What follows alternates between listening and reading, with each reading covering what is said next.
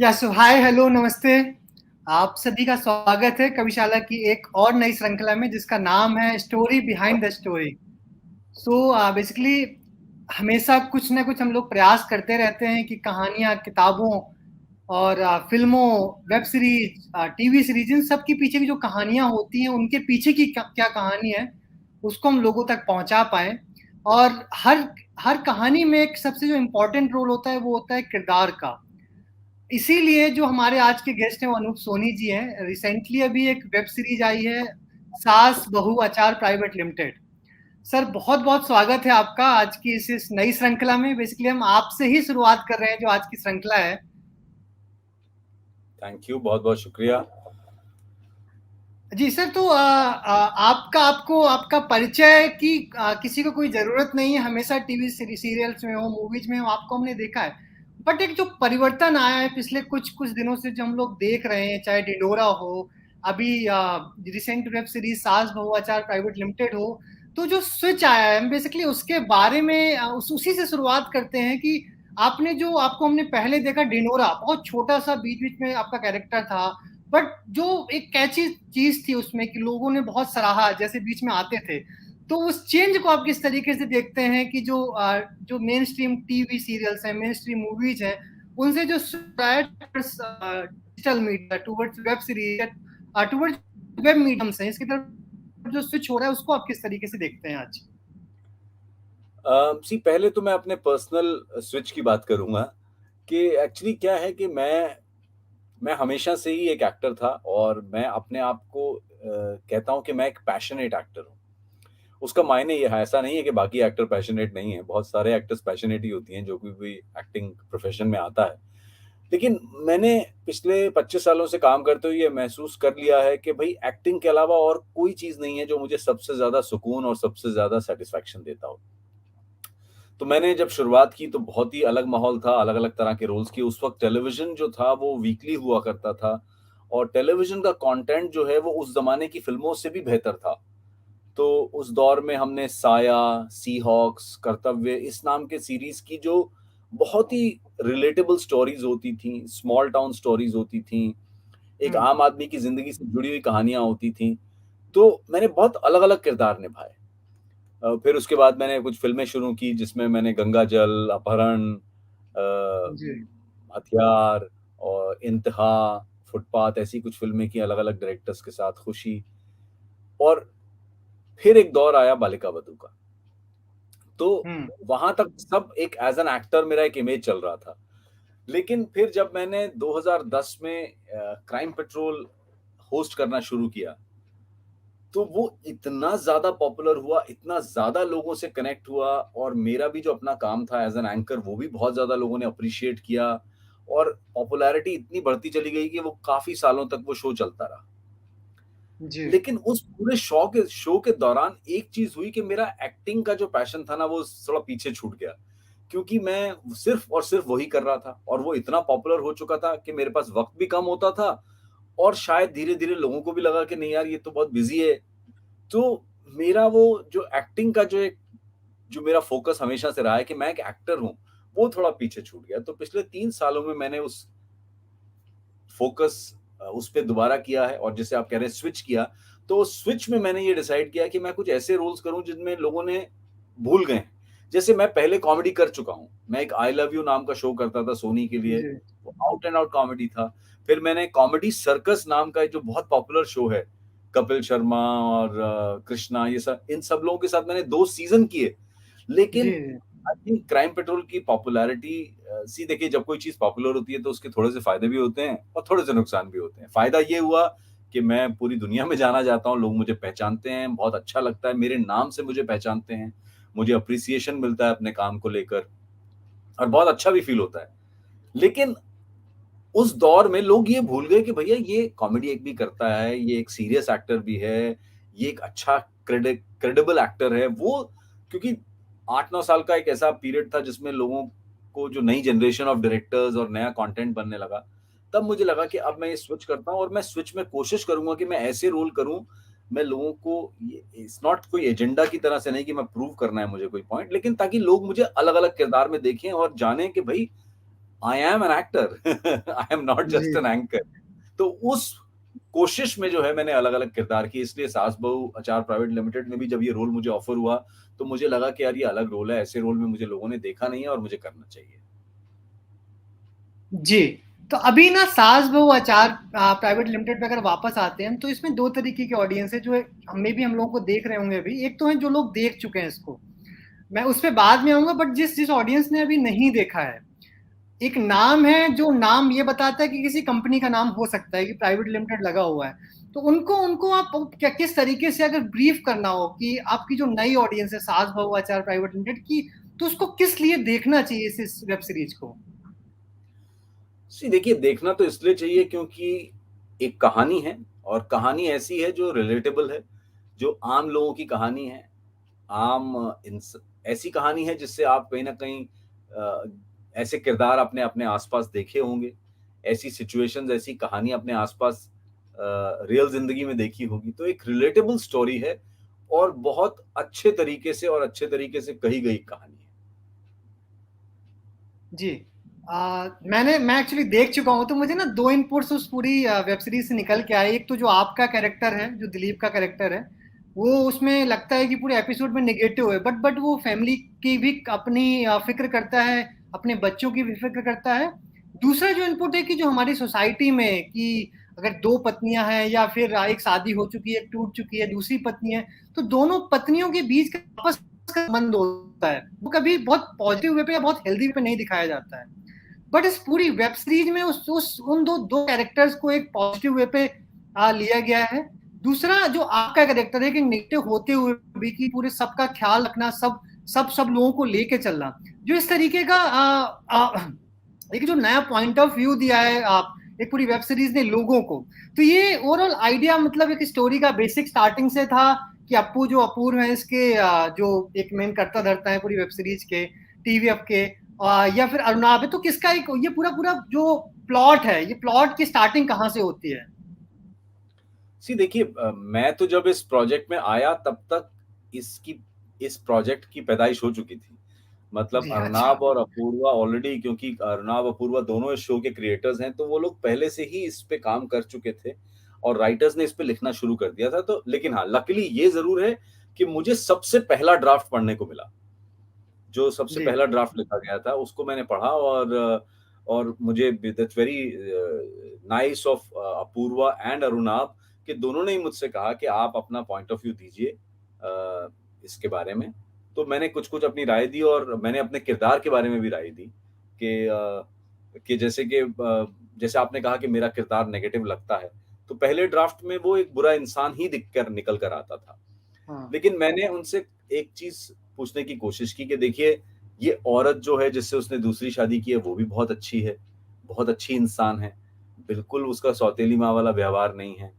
वो और सुमन का जो किरदार है, वो भी नेचर वाइज़ बहुत अच्छा है। ठीक है, दिलीप का नेगेटिव पार्ट यही है कि उसने सुमन को छोड़ दिया। हुँ। तो मैंने कहा कि इसका मतलब ये विलेन तो नहीं है, क्योंकि अगर ये विलेन होता, तो इसकी ज़िंदगी में ये दूसरी औरत ऐसे नहीं आती। फिर वो भी हुँ, विलेन ही होती।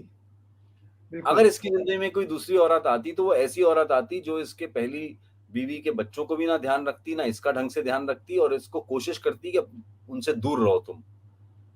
लेकिन यहाँ पे आपने चूँकि सीरीज़ जी, देखी हुई है, आपको पता है कि दूसरी पत्नी का जो रोल है, वो बिल्कुल एक सौतेली माँ वाला रोल नहीं है। तो ऐसी औरत अगर दिलीप से प्यार करके शादी करती है, ये जानते-बूझते कि भई इसके 2 बच्चे भी हैं और बड़े-बड़े हैं, तो इसका मतलब और उनको रखने को भी तैयार होती है और उनको बहुत प्यार से पालती भी है, तो मतलब इस इंसान में भी तो कुछ अच्छा होगा ना, जो उसने इतना सैक्रिफाइस कर रही है वो। वो किसके लिए कर रही है सैक्रिफाइस? वो दिलीप के लिए बिल्कुल। इतना क्यों कर रही है? अगर क्योंकि उसके लिए दिलीप के बच्चों का ख़्याल रखना, दिलीप के बच्चों को प्यार से पालना, उनको समझना, दिलीप की माँ का ख़्याल रखना, वो ये सब इसीलिए कर रही है ना क्योंकि वो दिलीप से प्यार करती है।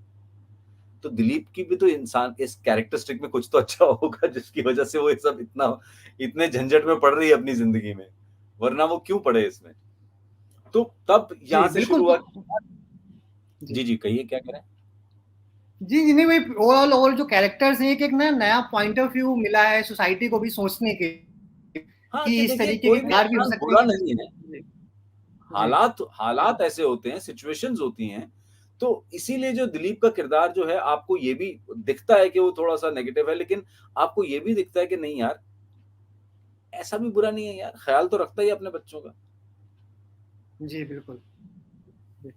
अच्छा, टीवीएफ मतलब हम लोग सभी लोग जानते हैं कि वेब सीरीज़ या फिर जो डिजिटल वाला कंटेंट है, वेब वेब वाला कंटेंट है, उसकी शुरुआत जो मेरे हिसाब से इंडिया में होती है, वो टीवीएफ के साथ ही होती है, अर्नाब के साथ होती है कि वो उन्होंने बेस रखा इंडिया में।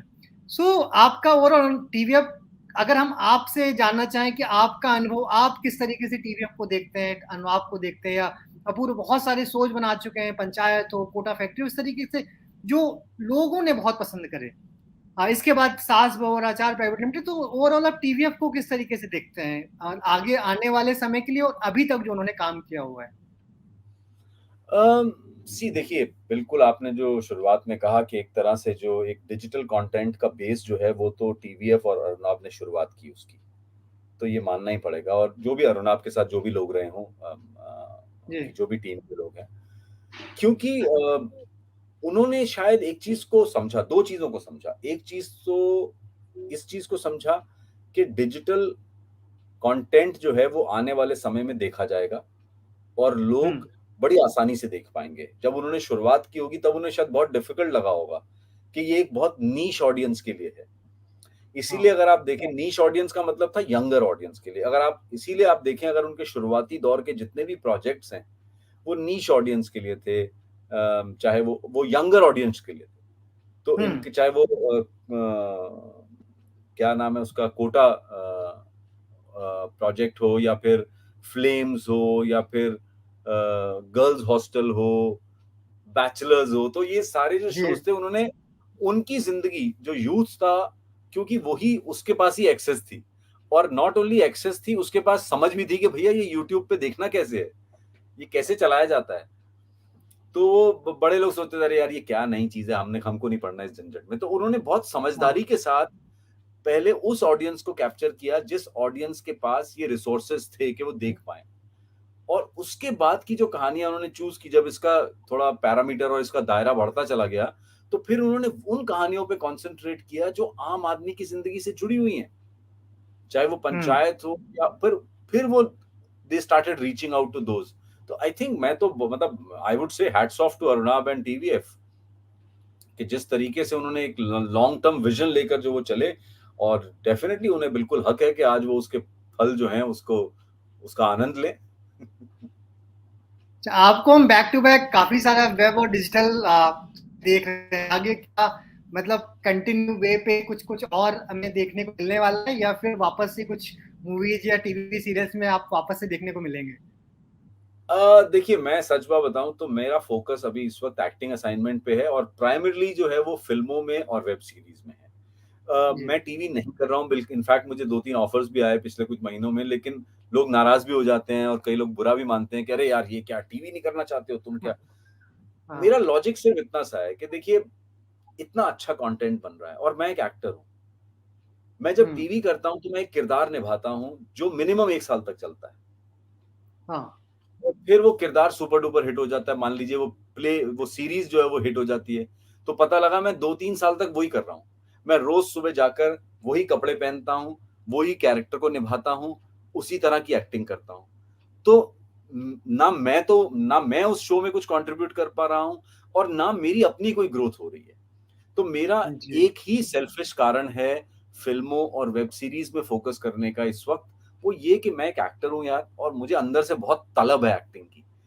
हम्म। मैं एडिक्टेड हूँ एक्टिंग को और मुझे अच्छा परफ़ॉर्म करके ना मुझे बहुत ही जिसे कहते हैं ना आत्मसात होता हूँ मैं बहुत ही मतलब अपने आप में जो है बहुत खुश हो जाता हूँ, अपनी पीठ थपथपा लेता हूँ कि यार मैंने कुछ अच्छा किया और मुझे एक कंप्लीट सेंस ऑफ सैटिस्फैक्शन का एहसास होता है।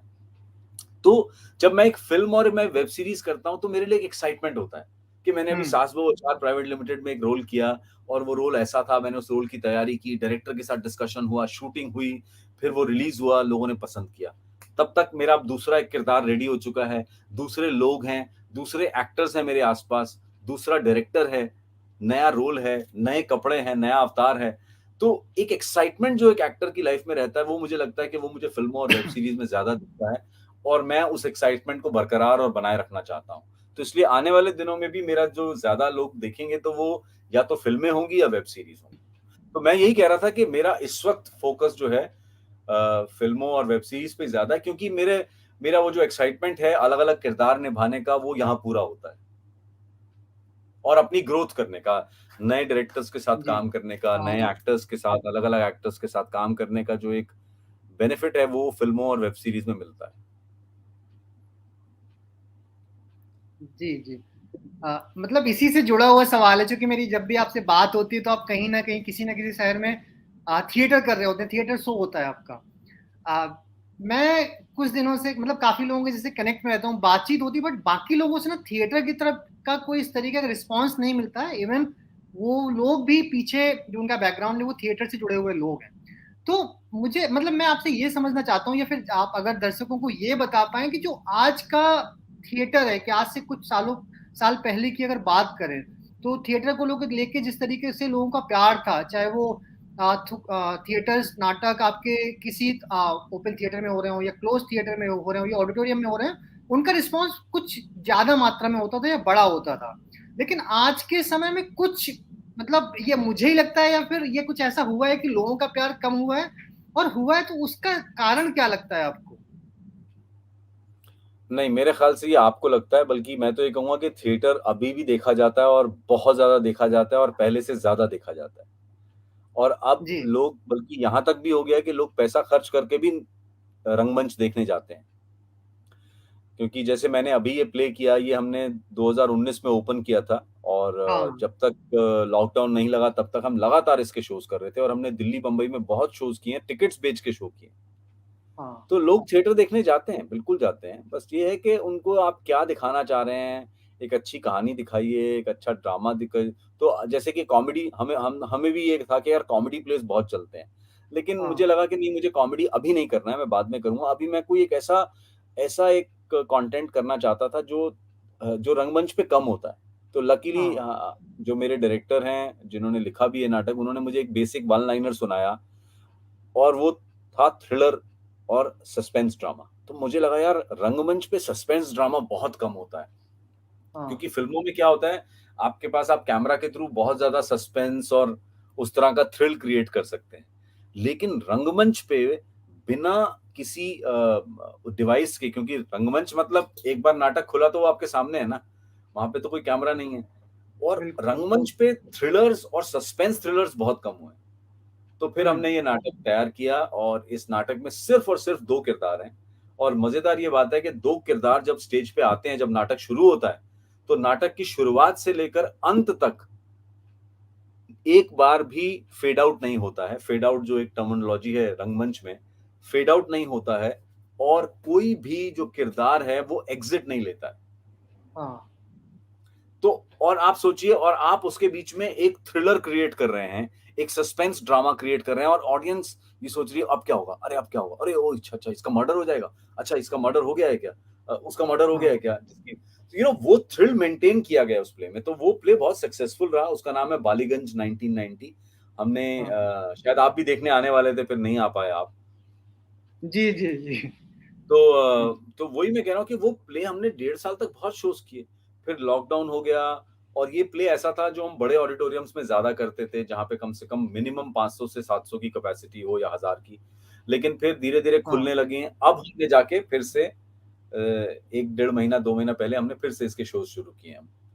तो अब बालीगंज 1990 के शोज़ होते रहेंगे। वाह! सो मे बी वही कि एक थोड़ा गलत इन्फॉर्मेशन में भी यहाँ पे या फिर लोगों तक इस तरीके की सोच कम पहुँच पाते हैं या फिर उस तरीके से एडवर्टाइज़मेंट नहीं है। क्योंकि मेरे में जो यहाँ पे सर्कल है काफ़ी लोग देखना चाहते हैं, बट कहीं न कहीं उनको ये होता है कि इस तरीके की सोच क्योंकि नहीं, शायद नहीं, दिल्ली अगर में तो आप बहुत देखिए कम है। जी। नहीं, बहुत लोग दिल्ली में भी बहुत नाटक होते हैं। अगर आप बुक माई शो पे जाएँगे तो आपको सारी डिटेल्स मिल जाएँगी, क्या रंगमंच हो रहा है, कब किसके शोज़ हैं। There is a separate section on book my show और सारे नाटक बनाने वाले जो लोग हैं, वो अपनी हाँ। टिकट्स बुक माई शो पे बेचते हैं। जी, बिल्कुल। तो जिनको भी देखना देखना है थिएटर या फिर इस तरीके के नाटक तो ज़रूर आप एक्सप्लोर करेंगे और आगे से जाएँगे वो। थैंक यू सो मच ये आपको जानकारी साझा करने के लिए। सर आगे बढ़ते हैं। आप बहुत सारी कविताएं और कहानियां पढ़ते रहते हैं, साझा करते रहते हैं अपने सोशल मीडिया प्लेटफॉर्म से। तो जो आपका कहानी और कविताओं की तरफ या उन पुराने कवियों की तरफ या नए कवियों की तरफ जो रुझान है या उनको जो पढ़ना है, वो आपकी जो एक्टिंग है या फिर थिएटर है उसमें उसमें कितना सहायक रहता है, उसको उसमें किस तरीके से इन दोनों का संबंध आप किस तरीके से लेते हैं, साहित्य का और थिएटर एंड एक्टिंग का? जी देखिए, साहित्य का तो डेफ़िनेटली बहुत संबंध है क्योंकि आप एक एक एक्टर के तौर पर मुझे ऐसा लगता है कि एक एक्टर के तौर पर जितनी नॉलेज आप ग्रैस्प करते हैं ना, आपको कहीं से भी कुछ भी पढ़ने को मिल जाए, देखने को मिल जाए, वो आप लेते रहें क्योंकि आपको नहीं पता कि एज़ एन एक्टर आप उस चीज़ का इस्तेमाल कब करने वाले हैं, किस तरह से करने वाले हैं, किस रोल में करने वाले हैं। तो जैसे हमारी भी जो शुरुआत हुई, मेरी कविताएँ पढ़ने की शुरुआत हुई या कहानियाँ पढ़ने की शुरुआत हुई, वो ऐसे हुई कि भई एक एक्टर की जो स्पीच है वो क्लियर होनी चाहिए, एक एक्टर का जो प्रोनंसिएशन है बहुत साफ होना चाहिए, आर्टिकुलेट प्रॉपर करना चाहिए, ताकि वो जब बात करे, जब वो परफ़ॉर्म करे तो लोगों की समझ में आए कि वो क्या कह रहा है। तो हम्म। शुरुआत यहाँ से हुई थी और बहुत यंग एज में हुई थी। ख़ासकर अगर मैं कहूँ तो नेशनल स्कूल ऑफ ड्रामा में ही हुई थी जब मैं एनएसडी में पढ़ने गया था। तो वहाँ पे हमें स्कूल की तरफ से एक टेप रिकॉर्डर दिया जाता था। उस ज़माने में टेप रिकॉर्डर होते थे और कैसेट दी जाती थी कि भैया अपनी आवाज़ जो है रिकॉर्ड करिए, सुनिए और उसपे काम कीजिए अगर आपको क्लैरिटी नहीं है। तो हम पढ़ते थे, रिकॉर्ड करते थे, पढ़ते थे, रिकॉर्ड करते थे। तो उसी तरीके से फिर कविताएँ पढ़नी शुरू हुई, फिर मज़ा आने लगा उनको बोलने में। तो मैं लेखक बिल्कुल नहीं हूँ, ना मुझे लिखना आता है, ना मैं कहानी लिख सकता हूँ, ना मैं कविताएँ लिख सकता हूँ। मैं बिल्कुल पोएटिक नहीं हूँ, लेकिन एज़ एन एक्टर मैं पढ़ता बहुत रहा। तो हाँ। मुझे मज़ा आता था और मैं शुरुआत में जब पढ़ता था तो मैं पढ़ के रिकॉर्ड करता था अपनी आवाज़ को, तो फिर मुझे अपनी आवाज़ में वो कविता सुन के बहुत मज़ा आता था। तो बस ऐसे ही शुरुआत होती गई और अभी भी धीरे-धीरे कभी ऐसा होता है कि कोई रिकमेंड कर देता है कोई किताब जी पढ़ने के लिए जी तो पढ़ लेते हैं। या कहीं आजकल सोशल मीडिया पे बहुत सारी चीज़ें पढ़ने को मिल जाती हैं। जी सर। मैं आपसे कोई कोई आपकी पसंदीदा कवि की या फिर लेखक की मैं कविता जरूर सुनना चाहेंगे हम सभी लोग। बट उसके पहले आज एक्चुअली फ्रेंडशिप डे है। सो दो चीजें, एक तो आपका जो एक सर्कल है थिएटर और एक्टिंग वाला, उसमें कुछ दोस्तों को आप कुछ बोलना चाहें। दूसरा, राइट, इस तरीके से होता है ना कि राइटिंग और पोइट्री में बहुत ये ग्रुप होता है कि एक्टिंग में तो बहुत सारे लोग हैं बट कुछ एक्टर जो पोइट्स होते हैं या पोइट्री जिनको पसंद होती है, तो उन उन लोगों को कुछ कहना चाहे, उन लोगों के साथ जैसे मैं राजेश तेलंग और आपका ट्विनिंग या फिर लिटरेचर को लेके बातचीत, मैं मतलब अब सर से भी बात हुई तो काफी सारी चीजें मुझे जानने को मिलती हैं। तो उनको कुछ कहना चाहें। दूसरा, उनके जो जो बातचीत आप लोगों की होती है वो कुछ साझा कर पाए अगर तो। देखिए मेरे ज़्यादातर जो दोस्त हैं वो रंगमंच वाले हैं जो कनेक्टेड हैं, ख़ासकर नेशनल स्कूल ऑफ ड्रामा की मेरे बैचमेट्स या मेरे सीनियर या कुछ जूनियर्स रहे हों, उनके साथ अभी तक नाता बना हुआ है। और हाँ राजेश तेलंग ख़ास मित्र हैं क्योंकि एक तो बैचमेट भी थे और साथ में हम रहे भी हैं, बम्बई में भी साथ रहते थे शुरुआती दौर में, एक छत के नीचे इकट्ठा बहुत कुछ शेयर किया है। और राजेश चूँकि लिखते अच्छा है, कविताएँ लिखते हैं, उनकी इनफैक्ट अभी किताब भी छपी है। हाँ। तो उनसे बातचीत होती रहती है और बड़ा मज़ा आता है उसको सुनने में। तो कई बार जबकि वो खुद भी एक्टर हैं, लेकिन कई बार ऐसा होता है कि भई वो मुझसे कहता है कि अरे यार ये तुम पढ़ दो या ये तुम रिकॉर्ड करके भेज दो। लेकिन ये उनका बड़प्पन है क्योंकि वो खुद भी एक्टर हैं। लेकिन हाँ, बातचीत बहुत होती है और काफ़ी इनफैक्ट अभी 2 दिन पहले ही हम लोग साथ में थे, 2-3 घंटे साथ में थे। तो सिर्फ़ साहित्य को लेकर नहीं, हम ज़िंदगी को लेकर, फ़िलॉसफ़ी को लेकर लोगों के विचारों को लेकर, अपनी ओपिनियंस को लेकर बहुत ज़्यादा डिस्कस करते हैं। तो हाँ, वो एक मेरा दोस्त है जिसके साथ मेरी हर तरह की बातचीत होती है। जी, और अगर आप साथ में कोई कविता किसी अपने पसंदीदा कवि की कुछ कुछ या पंक्तियां अगर साझा कर पाए तो। यार अभी तो नहीं मतलब मैं सच बताऊँ कि मेरी मेरी उस मामले में बड़ी मेमोरी शॉर्ट रहती है कि मैं क्या पढ़ूँ अभी और क्या अच्छा लगेगा। तो अभी मेरे पास कोई ऐसी किताब भी मैंने हाथ में नहीं रखी, मैंने सोचा नहीं था कि आज पढ़ने को कहा जाएगा मुझे। लेकिन फिर कभी हाँ ज़रूर नेक्स्ट टाइम जी मिलेंगे तो मैं बिल्कुल बिल्कुल। आखिरी में बस यही सवाल कि सास बहू प्राइवेट लिमिटेड का सीजन 2 कब देखने को मिलेगा, क्योंकि उसका आई थिंक यार सभी को इंतजार है। इसका जवाब तो अरुणा भी दे पाएँगे और मैं उनसे ज़रूर आपका ये सवाल पूछने वाला हूँ जल्दी क्योंकि मुझे ऐसी फीलिंग है कि जिस तरह का रिस्पॉन्स मिला है शो को, तो लोग देखना हाँ चाहेंगे कि आगे कहानी में अब क्या होता है। जी कि बिल्कुल। एक उन्होंने इस एंड पे जिस एंड पे कहानी छोड़ी है, हम जानना चाहेंगे ना कि इन किरदार क्योंकि अब वो इस इन किरदारों के साथ जुड़ चुके हैं और वैसे भी ये जो सीरीज़ थी सिर्फ़ 6 एपिसोड की थी, आपने देखा होगा। तो हाँ। इन 6 एपिसोड्स में इन किरदारों के साथ लोग अभी जुड़े हैं। अब इन किरदारों के साथ आगे क्या होता है, आई एम श्योर ऑडियंस भी इंटरेस्टेड है, क्योंकि शो को बहुत अच्छा, बहुत पॉजिटिव और बहुत एप्रिसिएशन मिला है। तो मेरी ऐसी फीलिंग है कि शायद जल्दी ही इसके सेकंड सीज़न की शुरुआत शूटिंग शुरू हो जाएगी, और ऐसा लगता है मुझे कि राइटिंग तो शुरू हो ही चुकी होगी। जी, बिल्कुल, बिल्कुल। सर, आखिरी में चूँकि कविशाला में है, बहुत सारे budding writers, budding poets, may be budding artist या थिएटर में जो अपना फ्यूचर देखते हैं, या फिर उसको मे बी भाई पैसा नहीं, किसी का वो फ्यूचरिस्टिक पर्सनली फॉलो कर चाहते हैं, तो उनके लिए जो नए लोग हैं, उनके लिए मैं क्या कहना चाहेंगे? उनको कैसे परस्यू करें? कैसे अपना अपना जो भी उनका अभी पैशन है या फिर आगे बढ़ना है उन चीज़ों में, जो बडिंग आर्टिस्ट हैं, उनको उनको क्या मैसेज देना चाहेंगे आप? देखिए, जो लोग लिखते हैं वो तो, उनके पास तो आसान तरीका ये है कि भैया जो दिल कहता है, जो दिमाग कहता है, जो आपकी खुद की इच्छा है, लिखते रहो। जी। लिखते रहो। और आज की डेट में मुझे ऐसा लगता है कि लेखन की बहुत ज़्यादा इम्पोर्टेंस है। अच्छे कंटेंट की, अच्छी कविताओं की, अच्छी बातों की, अच्छे अच्छे गानों की, अच्छी कहानियों की बहुत डिमांड है। तो अगर आपके हुँ। पास जो कुछ भी है वो आप लिखते रहें बस, और फिर कोई ना कोई रास्ता निकल आएगा और चीज़ें शेयर हो जाएँगी। और सोशल मीडिया एक बहुत बड़ा प्लेटफ़ॉर्म है अपनी चीज़ें शेयर करने का, और जहाँ पे कभी भी कोई अच्छी चीज़ आप देख लीजिए अननोटिस नहीं होती है। वक़्त लगता है, तो हुँ। आप अपना जो भी आपका सोशल मीडिया पेज है, जो आप लिख रहे हैं वो शेयर करते रहें, और आप देखिए धीरे-धीरे आपके फैन सोशल मीडिया पे बन जाएँगे, जो आपकी चीज़ें पसंद करेंगे, और उस आपको वहीं से आगे बढ़ने का मौका मिल जाएगा। जहाँ तक एक्टर्स का सवाल है, मैं सिर्फ़ हमेशा ये बात मैं बार-बार कहता हूँ कि देखिए, एक्टिंग की दुनिया में बहुत तरह के लोग आते हैं। क्योंकि एक तो एक्टिंग स्पेशलाइज़्ड फ़ील्ड नहीं है, इसके लिए आपको कोई डिग्री नहीं चाहिए, है ना? तो आप, बहुत सारे लोग शायद इसकी चकाचौंध से, इसके ग्लैमर से प्रभावित होकर यहाँ आना चाहते हैं, कि उनको लगता है कि यार यहाँ पर बहुत पैसा है, बहुत फ़ेम है, बहुत नाम हो जाएगा हमारा, दुनिया में लोग हमें पहचानेंगे, तो वो इस वजह से इस फ़ील्ड में आना चाहते हैं। वो बिल्कुल सही है। इस फ़ील्ड में नाम, पैसा, ग्लैमर सब कुछ है, और वो आपको मिलेगा भी और मिल भी सकता है। लेकिन यहाँ पे उसकी कोई गारंटी नहीं है कि वो कब तक आपके पास रहेगा। हो सकता है कि आप आएँ और आप ये सोच कर आएँ कि अरे मेरा तो काम बन जाएगा, और काम बन भी जाए। लेकिन अगर आपको आपको लॉन्ग टाइम सस्टेन करना है, तो आप तभी कर पाएँगे जब आप अपनी क्राफ्ट के प्रति पैशनेट होंगे और आप अपनी क्राफ्ट को जानते होंगे। नहीं तो क्या होगा कि आप आएँगे ग्लैमर चकाचौंध देखकर, और आपको हो सकता है शुरुआती दौर में ही ऐसी सक्सेस और ऐसी सफलता मिल जाए कि आपको सब कुछ मिल जाए। लेकिन वो ठहरने वाली नहीं है। एक वक़्त ऐसा आएगा जब वो नीचे आएगी, तो जब वो नीचे आएगी, तब उस वक़्त आपकी क्राफ्ट ही आपका साथ देगी। अगर हाँ। आप उस क्राफ्ट को पहचानते हैं, अगर आपकी उस क्राफ्ट पे महारत है, उस क्राफ्ट पे आपका कंट्रोल है, वो आपको लंबे समय तक टिका पाएगी। तब फिर, अब जैसे मेरे से लोग पूछते हैं कई बार, तो मैं हमेशा ये कहता हूँ कि देखिए, मेरे हाथ में क्या है?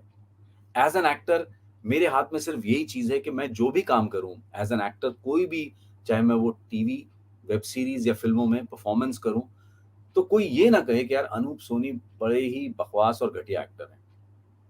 ये मेरे हाथ में है।